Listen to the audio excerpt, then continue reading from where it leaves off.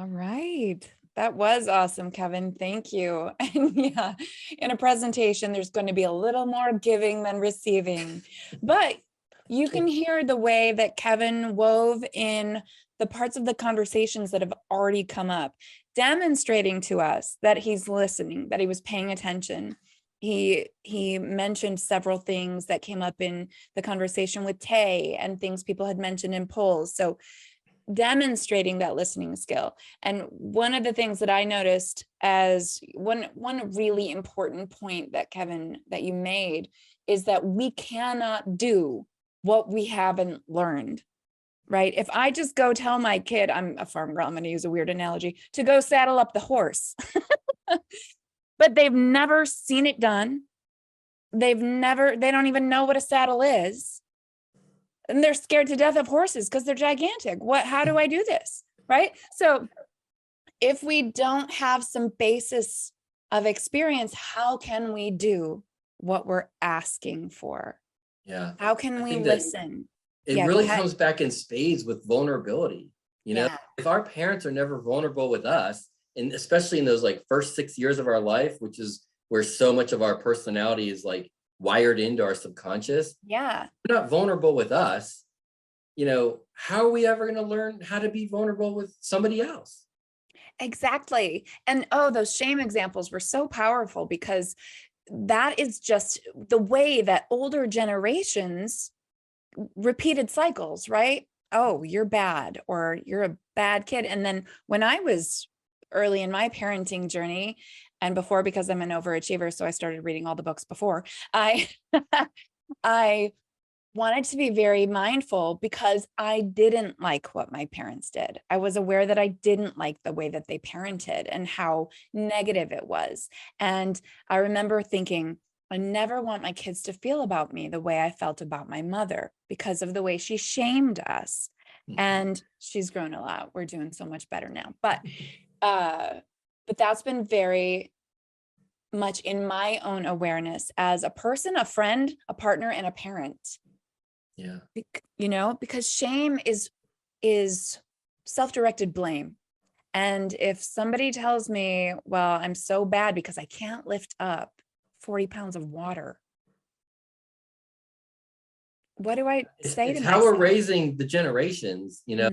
And this is why I brought up the emotional health and went on and on about that in the beginning, because when we are growing up with this poor emotional health, not feeling loved, because when you're feeling shamed, you're not feeling love. When you're feeling judged, you're not feeling love, right?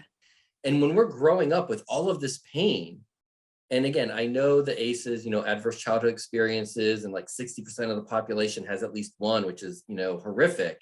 I think 100% of the population is being raised, especially in like an authoritarian style parenting.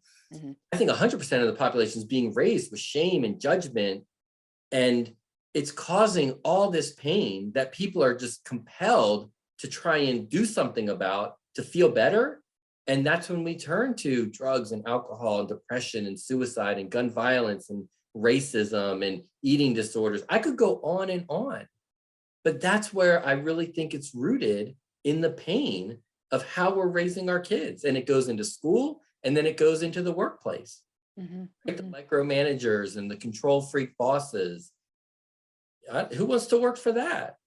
Right. And you mentioned too, one thing that was interesting that I've studied in my happiness work is that you were saying that you left a job because you weren't appreciated. And appreciation is, in fact, or a lack thereof, one of the main reasons I think it's over 50% of people who left their most recent job left because they didn't feel appreciated. And it's valued over pay, and it's valued over job security. Absolutely. It's one of the reasons I left my job as well when I launched my business. I loved what I did, but I didn't feel appreciated by the company. Right. You could do the work. Yeah. But you didn't feel valued. Exactly. I worked there, you know, and actually I've left 4 out of 5 of my jobs because of that. You know, and when you look at the numbers, like you can find Gallup numbers, 75% of people quit their job because of their boss or senior management. Because their boss is 20 pounds overweight.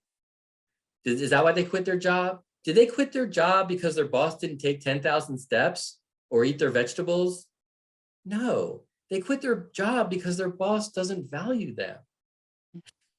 Yeah, we want to be seen, we want to be heard, we want to be valued. And I would offer a more optimistic view, however, as a conscious parent myself. Absolutely. That it's definitely not 100% anymore, because there are more and more people who are aware of a cycle that they don't want to repeat. Yeah. And right. So we are parenting, we being the parents like me, in a different way, with awareness, with consciousness, and saying, how do I want my child to feel in this interaction? And for me, I've always placed the relationship above the power dynamic, right? So I studied Covey in college, and it was beginning with the end in mind. As a parent, I'm raising a human being who I want to be a successful, happy, well-adjusted adult. And so how do I need to interact with this child to make it happen? If they're not listening to me, do I shame them? That's going to be ineffective. Right.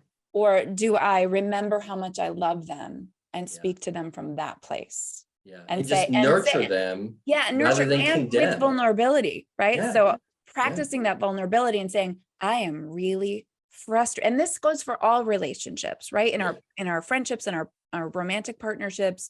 And as parents, how many of you are parents? Raise your hands. A few of you. Yeah, I see a kitty parent out there too. Don't shame your kitty. But saying, hey, this is really upsetting me right now. And with my kids, I would just say, you can either use a nicer voice with me or come back later. Yeah. Right. Not you're bad, not you're a jerk, not calling names, and then setting that same expectation. And definitely, a strong leader in the workplace is willing to have those kinds of conversations with their staff too, and say, it's this behavior that's unacceptable, not you. Right. We don't have to use timeouts as a punishment. A timeout can be an opportunity to, when we get emotionally triggered, our frontal lobe shuts off, and we are just operating from our midbrain amygdala. You can't really think straight, but if you take that time to calm down and cool your energy a little bit there, then you can re-engage your frontal lobe and have a productive conversation. And that's biology. Yes, it is. And that's what I call it, increasing the pause, right? Just taking a breath and making sure that I'm not saying anything out of anger or heat, but that I take a breath so that I can notice what's happening for me. And then, what's the real issue? Like while you were talking, I mentioned in the chat, just today I had to tell my partner, hey, I could really use your empathy right now. I don't need a solution. I can fix the issue, right?